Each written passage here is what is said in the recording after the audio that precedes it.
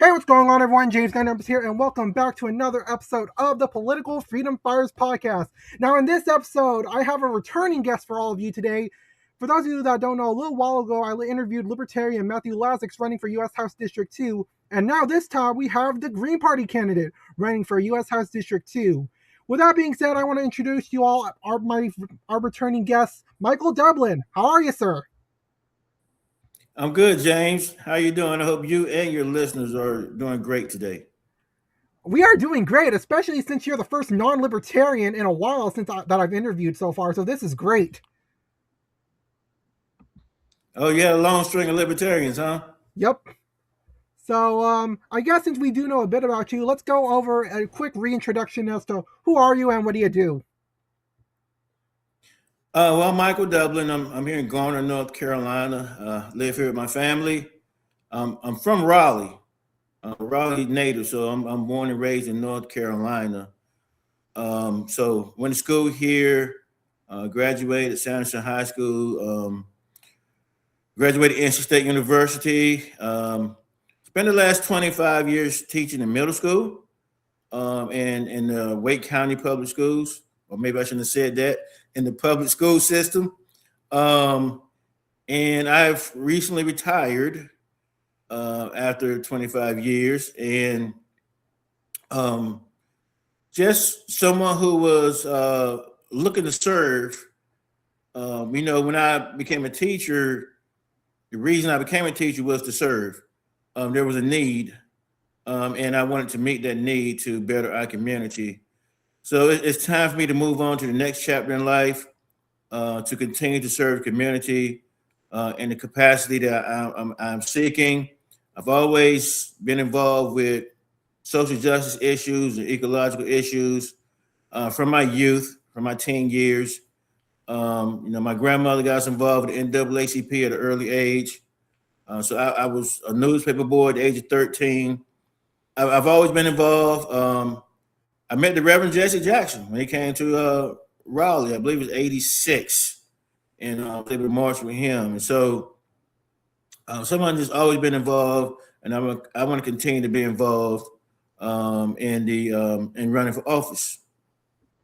Alrighty, fair enough. I think we've gone over a bit about your history in the previous interview that I did with you. So I guess give us a quick history about you.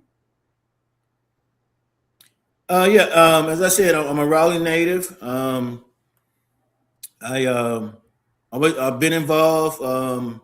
I've been anti-war. I would say the way I describe myself is I was a boot on the ground and a voice in the streets for social justice and anti-war, ecological issues. Even back to the 80s, well into the 90s.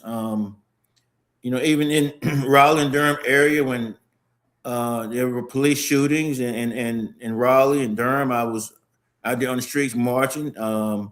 So I was, out there long before, the BLM movement, because it was something that was really needed. And so, again, I always felt compelled to take action. I can't just sit back and just let injustice happen, let exploitation happen, without saying something. And so, I've been involved in many different movements.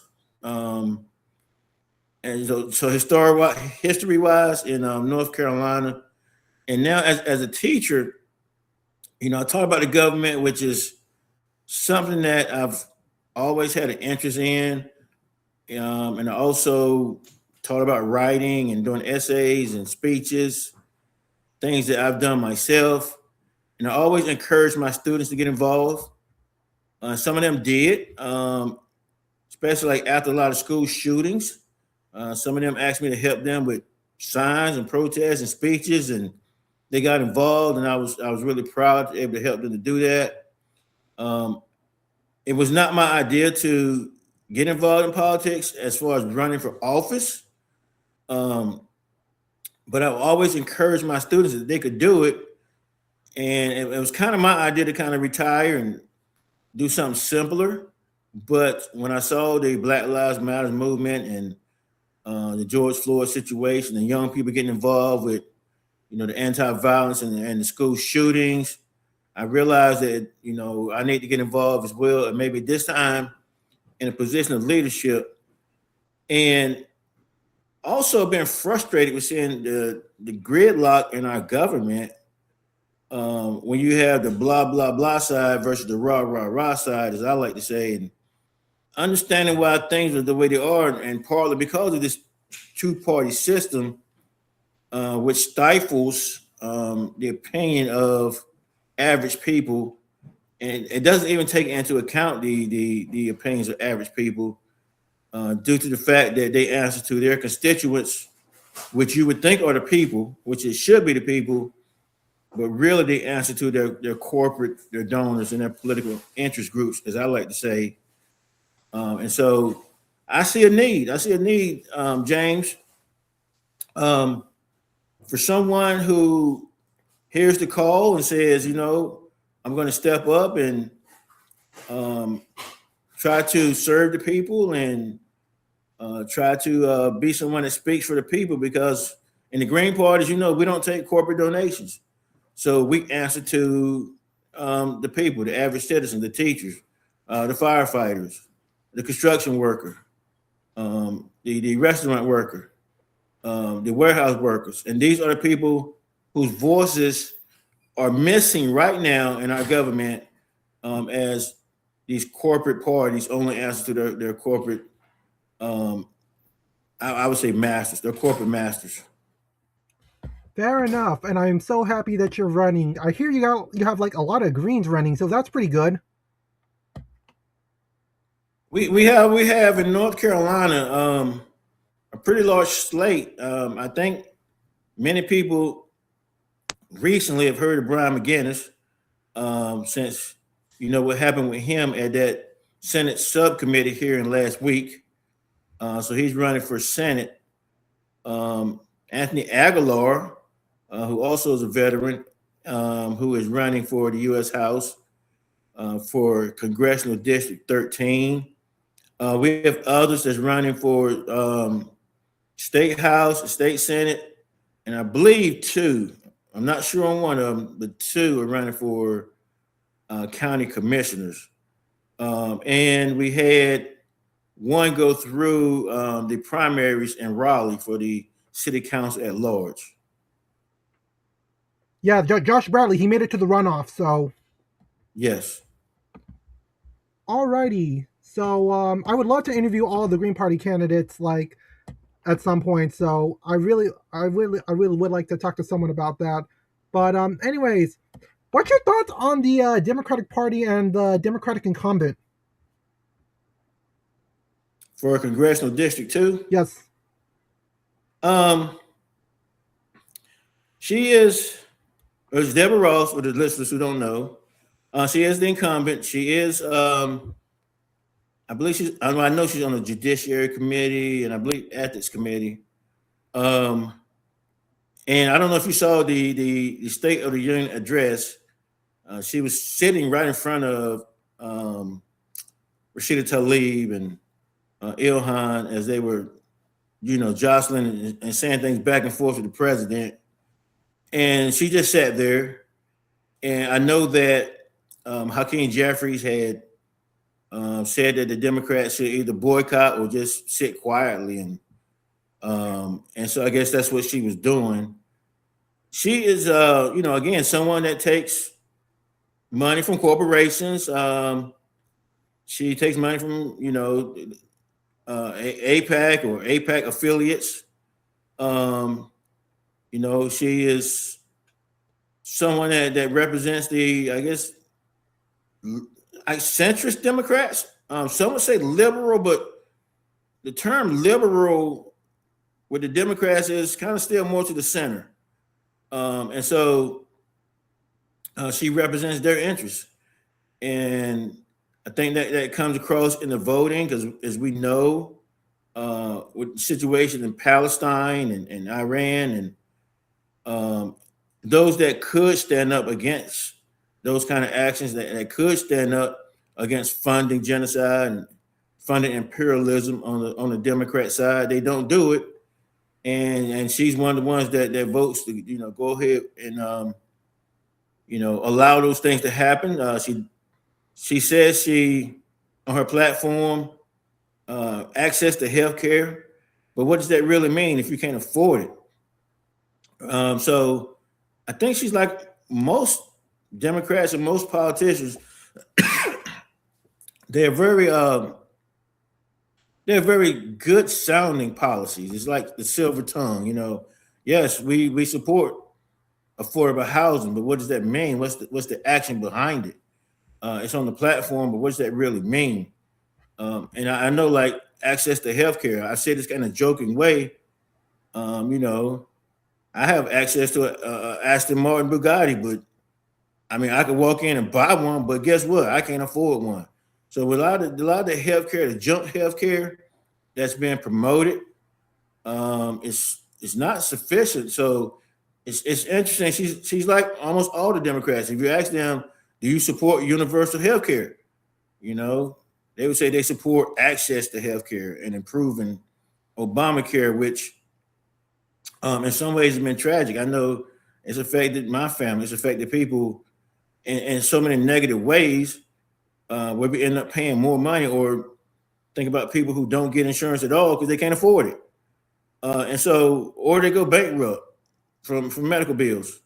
I got family members who go to different countries to get medical procedures done. She supports that. So again, she's the centrist kind of Democrat. When it comes to livable wages, I say $25 an hour minimum. And she does not advocate for that.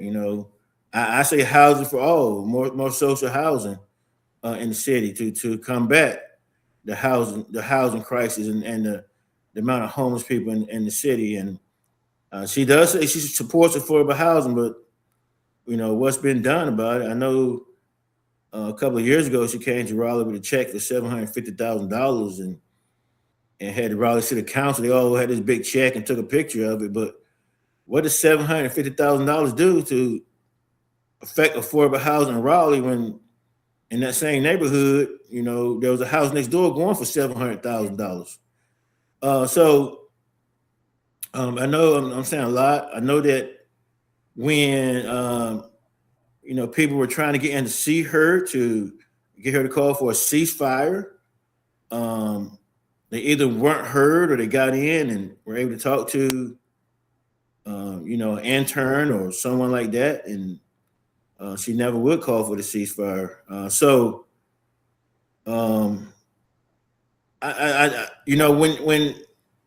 When asked about her specifically, it's really kind of, it's so many cookie cutter, total line Democrats, and I guess that's where she fits in. With talks good, sounds good. She shows up at events when it's time to get elected. Says how much she likes it here, and then you question what's the follow through after the election. Where's the action? Who is she really supporting? I think it's obvious by the way they vote that they're supporting, their corporate interests. And so that's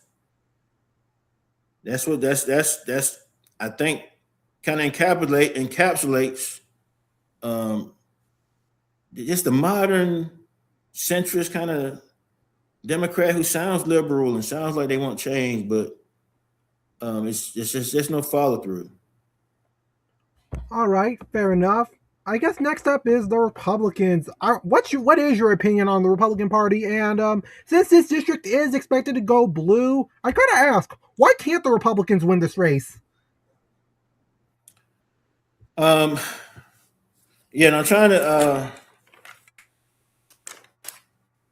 I know it's a different Republican candidate this time, and Eugene Douglas. He's actually is a professor at NC State. My alma mater. The Republicans can't win this district because, as you said, it's I think is it plus 16 Democrat. It's a district that is heavily Democrat. You know, the gerrymandering here in North Carolina, when they gerrymandered the districts to make it 10 Republican districts and 3 Democrat districts. And one is District 1 is still leaning Republican. But if there is a toss-up district, that's it. So that's why I mean this is very heavily Democrat, and so I don't think a Republican could win here. Fair enough. So your platform basically has like 4 pillars. All right, which is pretty cool. So I guess the first pillar is we're going to go over is democracy. Okay, democracy. Government reform. Our government should work for the people, not for corporate PACs and wealthy donors. We will fight to get big money out of politics by overturning Citizens United and passing comprehensive campaign finance reform. We will work to end gerrymandering and voter suppression, and we will fight for a more transparent and accountable government at all levels. We will build a democracy that is truly of, by, and for the people. Yes, and that's in line with the Green Party's 4 pillars. Um, you know, we are at least in name a democratic republic, democracy, and we want to achieve that in reality, not just in words. So, what's preventing us doing that in reality? You know, decisions like Citizens United, which makes corporations a person, which gives them First Amendment rights, which means they can dump any amount of money they want to in a campaign, or if not in the campaign directly, in PACs and super PACs. So having that's a big problem. That's an issue that takes away from the intended purpose of a democracy, because it tilts the balance way in favor of these big corporations and corporate donors. So, I mean, I ask people, just think about this realistically. It's not that complicated. If Corporation A gives $500,000 to politicians A's coffers, and Citizen B gives $50 to that same candidate, when it comes time for the constituents to reach out to their representative, and the person who paid $50 calls their representative, and the corporation that gave $500,000 calls the same representative. I mean, guys, think about it. Whose phone call is that representative going to take? So the corporation, who might not even be based in that district, they're going to get at least the chief of staff, who's going to get the representative on the phone themselves, or at least set up a meeting. But for the average Joe, the average Sue who gave $50, and they may get to talk to an intern who's going to take notes, and who's going to make sure, wink, wink, that someone higher up hears the concerns of that citizen.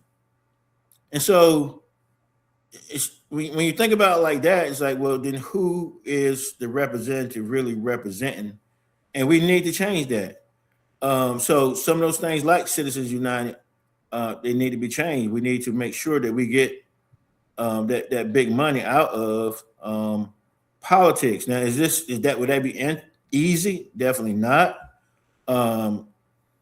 Would it take time? Yes. And so that's what we want to work toward. So, and there are steps to doing this, which include getting me elected, and people of the like mind, like me, so that we can work together and craft legislation at least to get it to committee. It might not make it to the floor, but once it gets started, then hopefully someone else will be able to take up the baton. And then once more like-minded people like me get elected, um, we can bring it to the floor, or at least make sure it gets out of committee.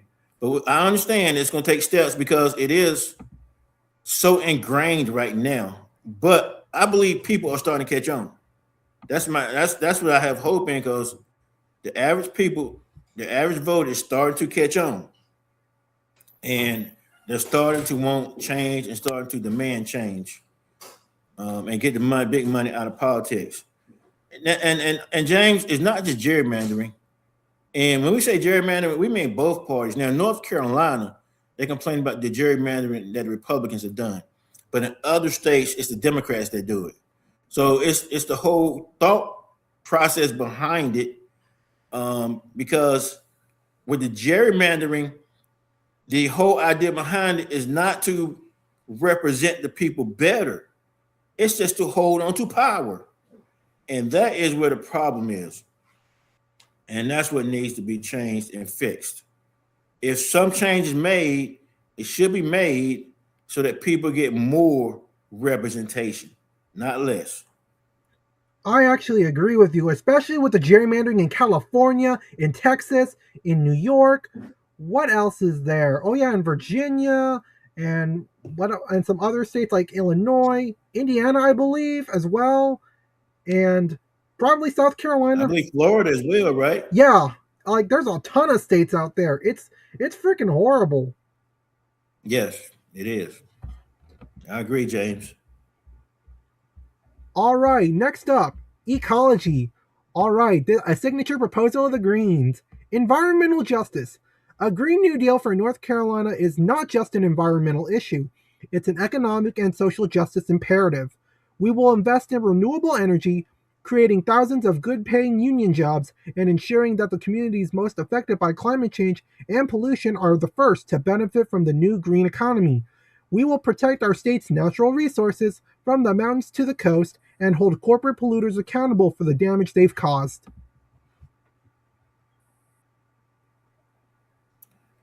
I mean, to me, it boils down to just a future focus and common sense. I mean, we put a lot of big sounding words on there and high dollar words, I would say. But guys, this is our home, and we don't have another planet. We don't have a spare planet in the trunk that we can pull out. And so the problem is the exploitation of the planet when we've been given all these resources that's renewable that we can use and not destroy the planet. And let me be clear, the planet will survive. This is about people. I mean, even if we have a nuclear war or whatever, God forbid, but you never know what's going on now. I mean, just look at what's going on now. And we destroy it. We're not destroying the planet. We're destroying our livelihood. We're destroying people.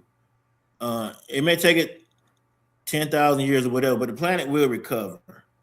And you know, if we just change some of the things we're doing now, the planet can begin to recover.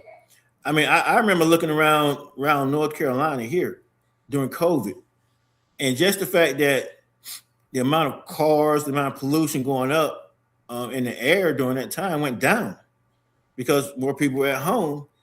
And even I noticed just in that short amount of time, the recovery from the trees. And so the planet can recover and it will recover. But what about us? Will we survive it? And so we can't continue to exploit the planet. We got to be future focused. And to me, this idea that people have, well, let's just keep drill, baby, drill. Let's just keep polluting. Let's pollute the water. James, here in North Carolina, we got whole counties where people can't drink the water from these factories dumping these PFAs, these forever chemicals. And I know that in some places, just in the state of North Carolina, there are people buying tons and tons and tons of bottled water because they won't drink the water or cook in the water. And so, I mean, getting all those tons of bottled water, that creates another problem.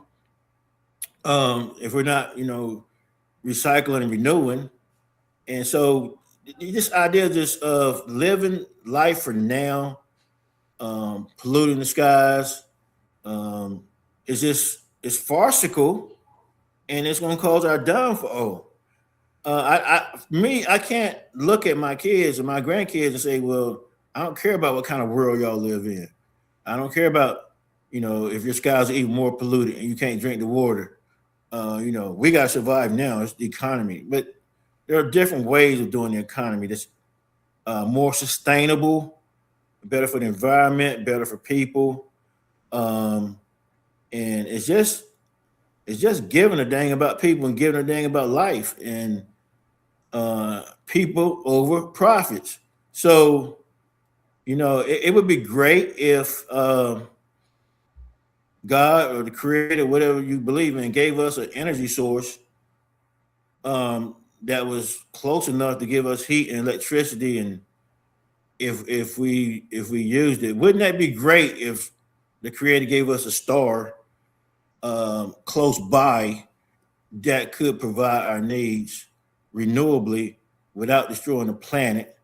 Wouldn't that be a great idea? So I don't understand why we have been blessed with the things that we need in nature, and yet there are those who just want to exploit it so they can make more money. And so when you start to talk about things like that, then you start to get to the core of the problem because how can people exploit the planet they live on? How can you tear down your home? It just doesn't make sense. But the only way it makes sense is by corporate greed and people who think about profits. Um, and it's just not sustainable. We just cannot live like this. I agree, and I'm glad you mentioned about about the need for clean water because I've been hearing some concerns that we may have future wars over clean water, and that's pretty scary because clean water is important not just for our thirst for survival, but to be able to grow food and all that stuff. And from what I've actually heard from some people, there are some corporations that are actually trying to take some of the nutrition out of the food in order to like extend like shelf life or some odds, and that's not good because nutrition is very, very important, whether we believe it or not. But that nutrition is very important in order to like improve human conditioning. And you're right, James. So again, when we sit down and think about it, rational people, why would you take nutrients out of food that people need? It just doesn't make sense unless you look at it through the eyes of greed. When someone sit on a board somewhere and they're saying, "Hey, how can we save an extra $5 million in production? Well, let's remove this, and this, and then they get a windfall so they can buy, a new yacht when they already have four or five, and it doesn't make sense. And so I don't know where these people think they're going to go live after they destroy the planet, and you know, I don't understand what the plan is for them because it's not sustainable. So it's about a mindset, James. Like, why would you do that? Would you take nutrients from your own child? And I think most of them would say no. But then why would they look at other people and say, well, we're gonna take this out from other people and their children and their families so that we can make an extra buck? It doesn't jive. And this is the mindset of many people. And so what they'll do is these corporations, same corporations, will give hundreds of thousands of dollars to political party A, or I should say political party blue or political party red.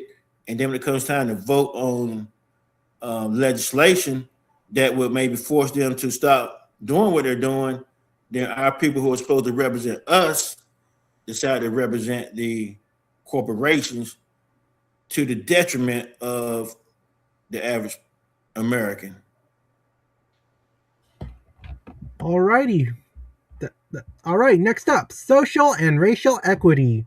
For too long, our society has been plagued by systemic racism and inequality.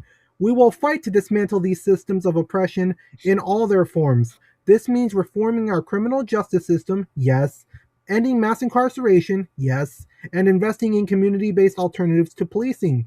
We will protect and expand voting rights, fight for affordable housing for all, and ensure that every North Carolinian has access to a quality education regardless of their zip code. Sure. It's still perplexing to me when I still talk to many people who don't see the full impact of some of the policies um, in the state of North Carolina and in this country over the many decades and years. Someone asked me recently, how am I going to celebrate 250 years of our country? And I said, what am I celebrating? 250 years of exploitation, um, 250 years of war. What are we actually celebrating? 250 years of colonialism, 250 years of racism. Um, and there are just many people who either they don't understand the long-term impact or they don't want to see it. And I think there are some who are starting to admit, that they didn't want to see it because it just makes them seem like they're bad people. And then there are some who are just they like the fact that they're entitled to do what they want to do, and they don't see that as them being racist, but they um, don't want to give up their status, and that's what they see. Many people see that as giving up their status if you even admit um, that the system is not equal for all. And so changing that is changing a lot of mindsets. Now there are some legislative changes that can be had. Lineage-based reparations for descendants of child slavery who've gone through slavery, Jim Crow, redlining, black codes, all those kind of things, and were not able to participate in some of the programs due to race. I'll give you an example. Many of the GIs who fought in World War II, the black ones, they came back after fighting for this country, but they could not enjoy the benefits that were given to a lot of GIs at that time due to redlining and due to communities that they could not live in that were built for GIs. There were huge communities built for GIs in New York, New Jersey, places like that. And so those GIs were able to build wealth through home ownership. And a lot of the black GIs who went through the same, fought in the war and came home, they could not, receive those benefits. And so those kind of decisions affected their children and their children and their children. So when you have a white GI that came back in World War II and had a house and was able to build wealth, and then his child grows up and goes to college based upon the wealth that his family had, then he goes on the Fox News and becomes a famous, Fox News personality. To him, that was the American dream. And I've even heard him talk about, when my dad fought in the war, he came home, he got a house, the GI Bill, and I was able to go to school, and then he became a Fox celebrity. And not everybody of black people were allowed to participate in that. So that's just one example of some of the policies that were racist that affected people from back then even till today. When I look at things, James, some of the things that happen, I wonder, like, is there someone saying that policy affects certain people in different ways? I'm gonna give you another example. In Minnesota, when the guy got stopped by the police and got shot and killed, and the reason the police stopped him is because he had an air freshener on his mirror. Well, that affects that whole law of making an air freshener on a mirror. What was that designed to do? Who's impacted by that? Well, you got people, marginalized people, people who don't make enough money, who buy older cars, and they don't have that fresh car smell, so they buy air fresheners. So that disproportionately affected, blacks, Latinos, working class whites negatively for having an air freshener. And that's a simple thing, but that's just one example of how some of this legislation is racist, even if they say it's not intended to be so. And I know there are many more huge examples. The war on drugs, huge example.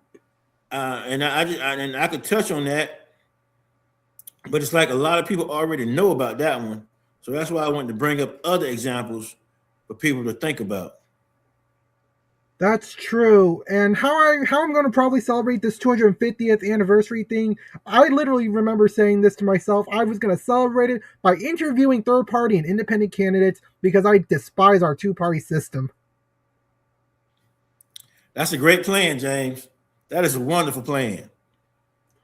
Thanks. And in regards to criminal justice reform, I'm really glad you mentioned it because when I saw the situation involving to Brian McGinnis, it gave me flashbacks as to what happened to Shannon Bray involving his marriage problem with his ex-wife, and there were false allegations made by his wife against him in regards to like domestic abuse about some stuff about in relations to domestic abuse, and which, by the way, Shannon Bray was found not guilty of. And the Brian McGinnis situation gave me flashbacks as to what happened to Shannon Bray.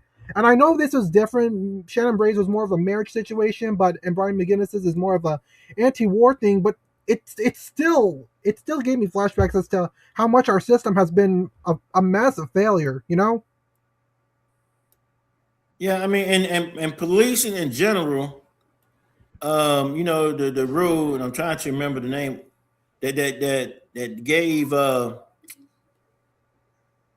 they gave police forces the right to get military equipment, and so and the training that they get in places like Israel. So again, it goes back to intent. What is the intent of this? What is the intent of militarizing the police force, giving them training? So if they're there as stated to protect and serve, well, to protect and serve whom? So when it comes down to, okay, the police are called in, there's a situation, then what is their intention? And so is it to show up as a military force? Now, if it's a domestic violence situation or something like that, a domestic situation, or someone is having a medical issue or a mental issue, then it calls for something different. And our police force is just not set up to handle that. If you're showing up with guns and tanks and bombs, when you need conflict resolution. And so it takes a whole different way of thinking about communities and what they need. And it starts with caring about the people in the community, because if you're showing up, guns blazing, then are you really trying to help that community? Whereas if you show up with an ear to listen, to try to understand the situation and have conflict resolution, which I think benefits everyone involved, that's a better way of doing it. But again, it causes for a change in mindset. And then when people say, well, defund or anything with the police, and people, no, you're trying to make it less safe out there. You're trying to do that. Well, no, actually, it will make it more safe. Instead of just showing up, with guns blazing. I mean, you don't. I guess there was an old saying back in the day: you don't show up with a knife into a gunfight, but I guess you shouldn't show up with a gun when you need conflict resolution. Fair enough. All right, the last one, peace. A foreign policy of endless war has drained our resources, destabilized the world, and made us feel less safe. We will advocate for a foreign policy based on diplomacy, international cooperation, and respect for human rights. We will work to reduce our bloated military budget and reinvest that money here at home, in our communities. I agree with that. We will oppose all forms of imperialism and interventionism, and we will work to build a more just and peaceful world. I mean, to me, James, that seems like self-explanatory. I, it's the reason I'm running, James. Someone has to say, well, I'm frustrated by this, but there's a better way, and we need to step in and do something. Because I'm not gonna bring a bunch of numbers, but there are a lot of people now starting to realize how many people are losing their houses because they can't afford a procedure or their health care.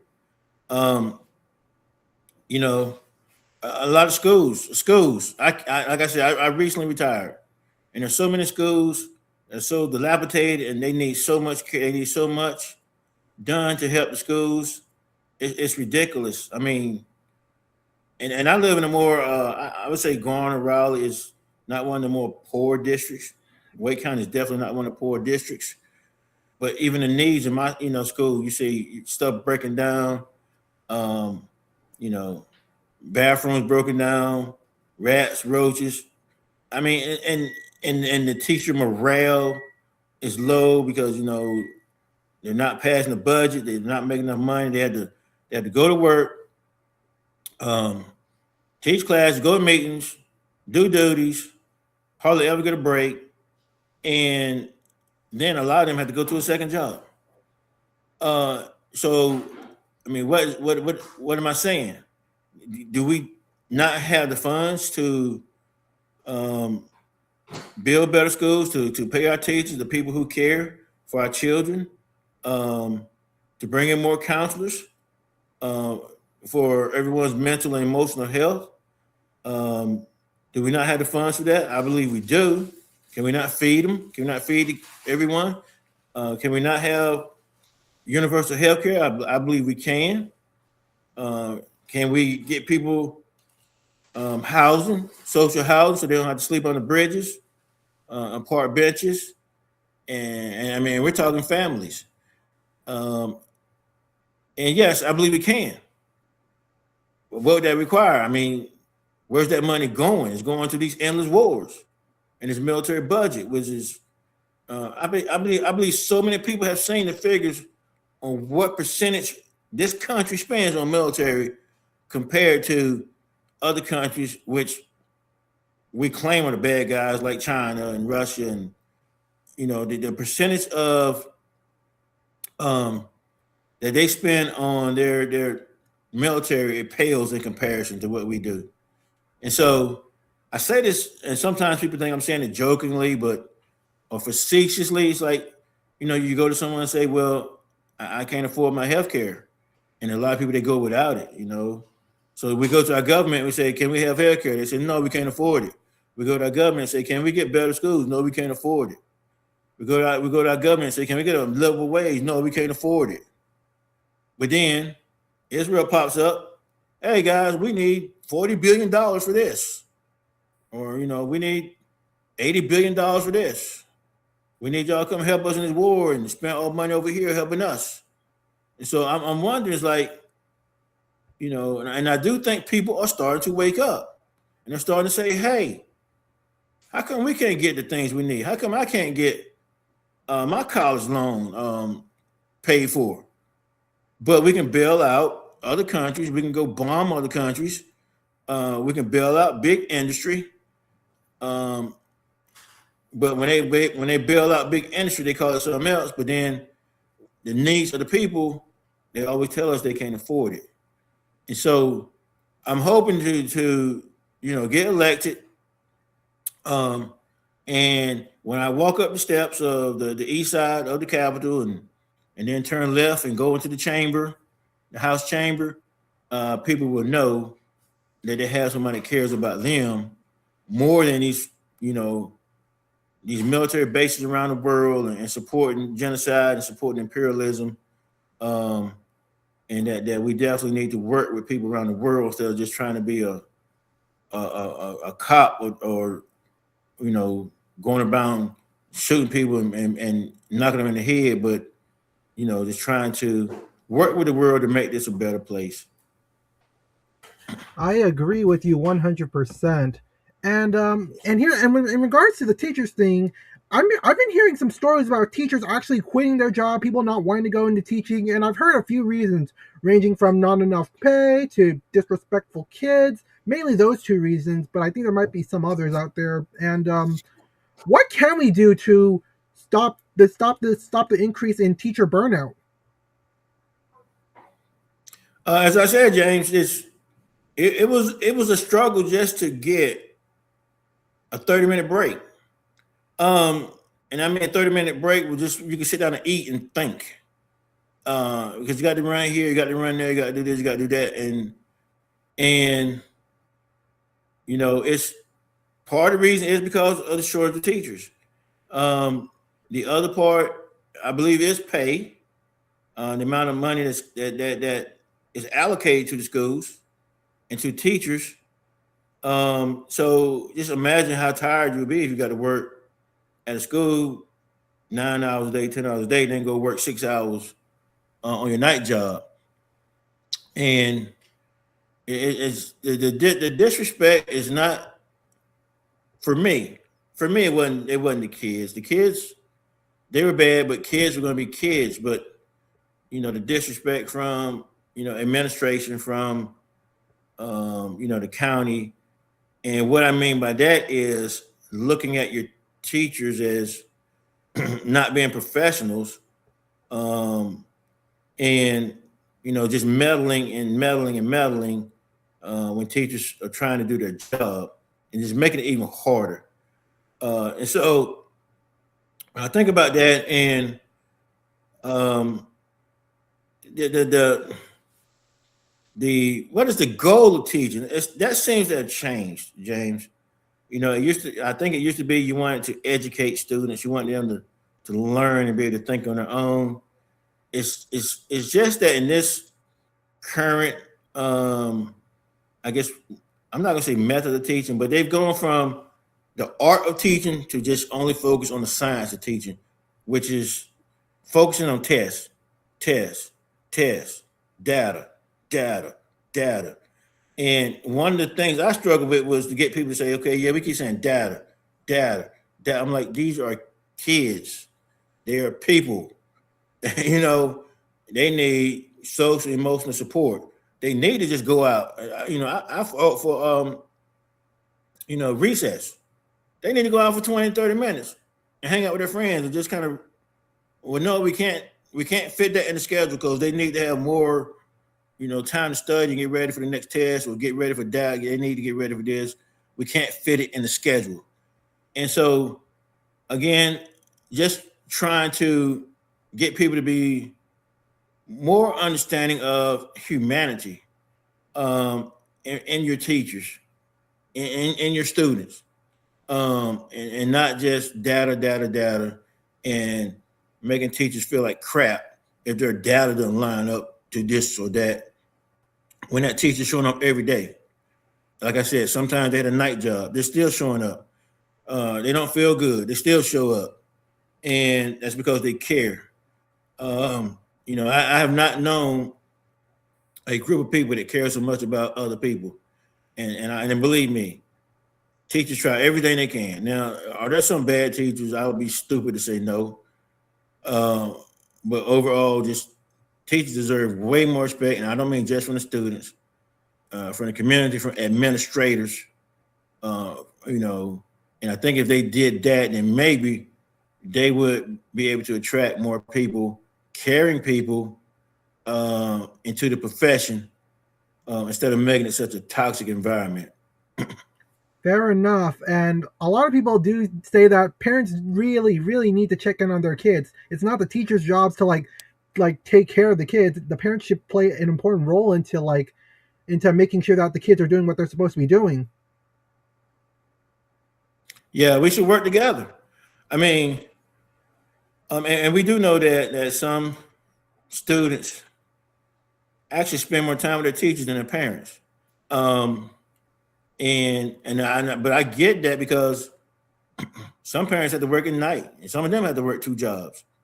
And again, that fits into the problem of not having livable wages, because for someone who is working in a factory, why they still making $10 or $12 an hour, and then have to work another job just so they can pay $1,600 on a 2-bedroom apartment. So I get that. That's a problem. The thing is, parents, when you do reach out to your teachers, or your teacher reach out to you, it's like, let's work together. What can we do to make things better for your student? What can I do to make things better for you? And don't mistake that if I'm saying that we need to work on this, that I'm saying your child is dumb or your child can't do it. I'm just saying, hey, this is something we need to work on. Now, I think that I pretty much had a decent relationship with most of the parents of my students, because I wanted to work with them. But there are some that would think that teachers should do more. It's like, if, for example, if I I think years ago, a student lost their cell phone, and a parent came up and was yelling at the teachers like, well, you guys are supposed to keep a track of their cell phones. I'm like, ma'am, how can I do that? I'm doing this and then I'm teaching. I can't keep up with your child's cell phone. And so, but those are the kind of things that happen sometimes. But I will say, yes, parents, teachers, we have to work together. And I think, again, remember, the teacher that you're talking to is a person who has a family, most likely, and for the teachers to remember, the struggles that the parents are dealing with. And I think most of the time teachers understand that. And I think the hard thing is to get, the politicians who are in office to understand that, because they sometimes set rules, procedures in place, which may seem good to them from their office when they're having a 2-hour lunch, but it doesn't translate into the halls of the school, because it's different. You have people in the office who haven't walked into school in years, and they're making policy that sounds good in the office. It sounds good, but it doesn't translate down to the halls of the schools. Alrighty. So, how's the status of your campaign right now? We're solid. We're solid. As always, we can use volunteers. We can use funding. And one thing I do suck at as a politician is asking for money. But Dublin4Congress.com. But yeah, it's the arena that we're in.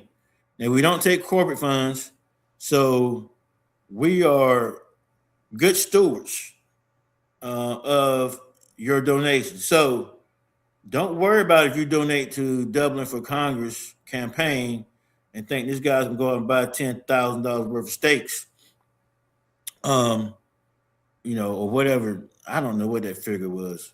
I'm sure it was way higher than that. That our government, Pete Hegseth and all them. What was it? Steaks and crab legs or something? But anyway, we're not going to do that. What we're going to do is take the money and have town hall meetings. We're going to take the money and buy signs and billboards and put ads on social media. We're going to buy shoes so we can walk around and meet people. Last cycle, I went through a lot of shoes. So, because I was meeting people, putting out signs.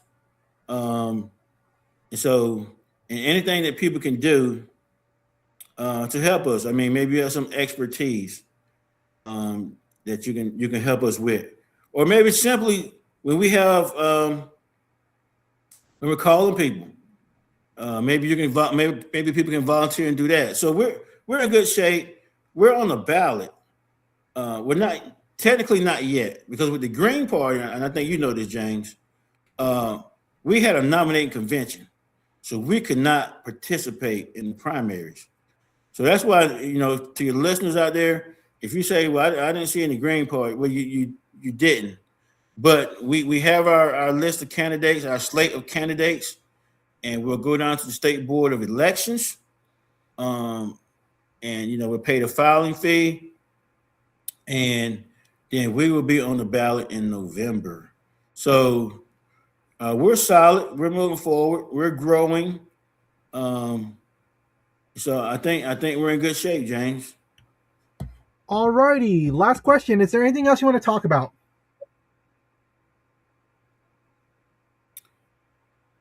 I want to encourage people, James, to get involved, and that's why I'm running. I know that the largest block of voters in North Carolina is the unaffiliated, and I know there are a lot of people who have gotten frustrated to the point they don't even register to vote. And so I want to encourage them. Yes, we have Green Party members on the ballot. And there in North Carolina, there will be a Green Party member on every ballot in the state of North Carolina. And so for those who that's hungry and desiring change, revolutionary change, we're here. And I want to encourage you to, re-enter. If you're one of those people who said, I give up on politics, I'm not even going to vote, please come out. We're here for you. And so we care for the people. We care for the planet. We want progress and peace, stop these endless wars. And so we want to join those who have that same vision. We want to pump up the volume on peace, pump up the volume on the planet, and pump up the volume on caring for people, stopping the exploitation. And we want you to join us. And if it's not Michael Dublin for Congress, then Brian McGinnis for Senate, or Anthony Aguilar for Congress. And if you're in a district that doesn't have any Greens at all, still Brian McGinnis for Senate, and any other independent thinking party or independent, if you have unaffiliated candidates running in your area. Let's let the duopoly, the two corporate parties know we're not giving up. We're not going to just let y'all sink the country. We're standing up now, and I'm encouraged because a lot of young people and even a lot of older people are starting to wake up and want that revolutionary change. That's awesome, and definitely, Michael, definitely tell all the other Green Party candidates running in the state of North Carolina, they're free to come onto this show because I want to interview all the Greens, just like how I'm trying to work on the Libertarians and some unaffiliated candidates right now. I'll do that, James. All right. I'll pass it on. Alrighty, with that being said, that's going to be it for this episode of the Political Freedom Fighters podcast. If you all have enjoyed, please hit the like button down below. Hit the subscribe button if you're new to the channel, and hit the notification bell so that way you can be notified on any new upcoming episodes of the Political Freedom Fighters podcast. With that being said, I hope you all have enjoyed, and I'll see you all later. Take care.